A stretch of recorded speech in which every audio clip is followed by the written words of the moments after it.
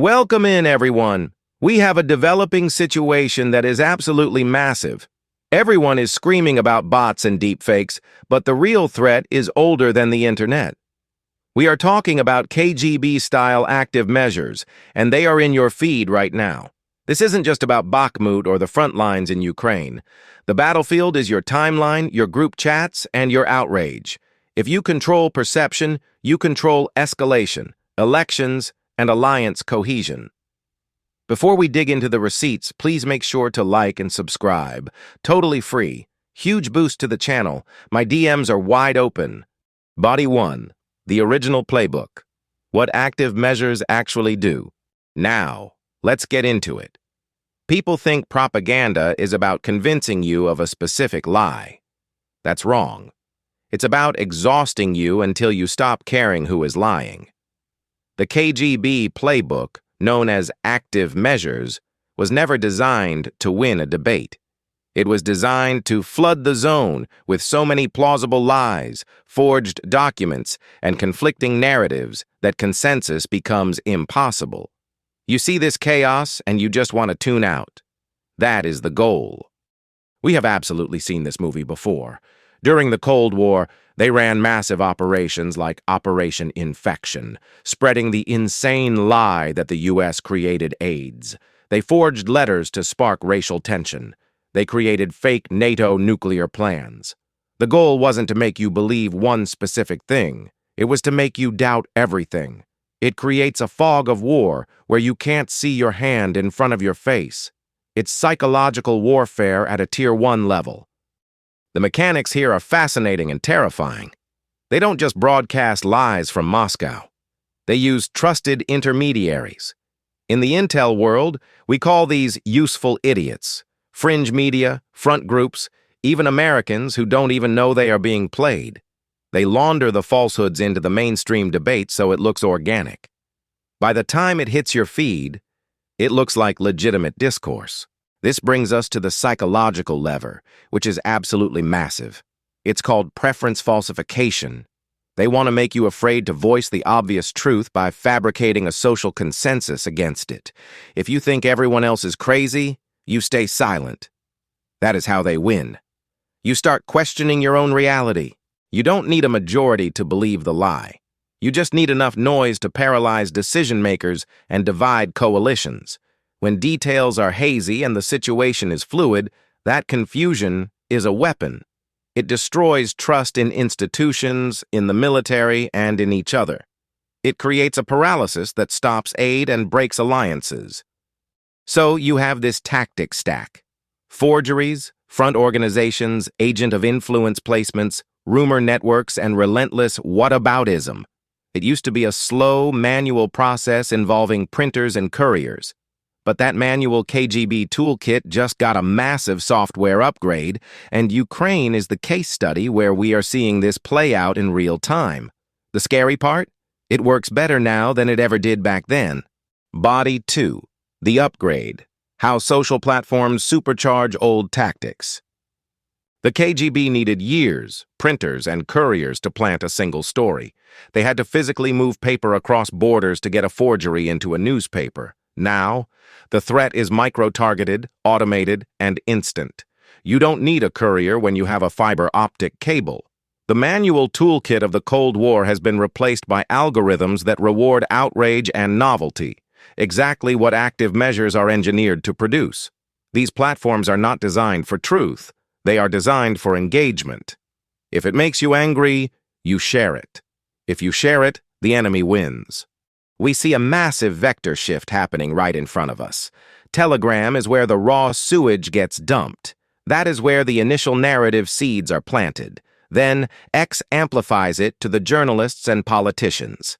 TikTok takes those clips, adds emotional music, and targets the youth. YouTube channels monetize the analysis, giving it a veneer of credibility. It is a full-spectrum dominance approach. And here is the scary part. They have personalized payloads. They aren't sending the same message to everyone. They target the far left with anti-imperialist rhetoric. They target the right with isolationist talking points. They target veterans with endless war fatigue. The message changes. But the strategic goal remains absolutely the same: fracture U.S. unity on Ukraine. It creates a fractured reality where two neighbors can look at the same war and see two completely different things. Let's look at the specific Ukraine narratives we are seeing right now. First, you have the "nothing is real" fog. We see conflicting drone clips, mislabeled footage, and video from Syria or Donbass 2014 being passed off as current events. It makes the situation look so fluid and hazy that you just give up trying to understand it. Second, the "both sides are evil" frame. This moral equivalence is designed to sap support and delay aid. Third, the "it's all corrupt" trope. They take real corruption risks, which exist, and mix them with insane, fabricated scandals to poison the well. Finally, the "NATO provoked it" rewrite. This is pure historical whataboutism meant to split Western audiences. You guys can spot this if you know what to look for. Watch for sudden account creation. If you see a user that joined last month posting 200 times a day with identical phrasing to 50 other accounts, that is a botnet. Look for asymmetric engagement spikes, tweets with no followers getting massive likes. Watch for recycled B-roll where the weather doesn't match the report. If they claim it's a winter offensive but the trees are green, that's a fake. They hide the metadata because they know open-source intelligence will tear them apart. Also, watch for emotional bait with zero sourcing that is just asking questions to fog the specifics. We have seen this movie before. In 2014, with Crimea, they laundered narratives through fringe sites before mainstream media picked them up. The operational cadence is predictable: provoke outrage, force a fact-check, claim censorship when the platform flags it, and then harvest that grievance for future ops. Even when a post is debunked, the damage is done. The algorithm keeps the emotional residue alive. You remember the anger, not the correction.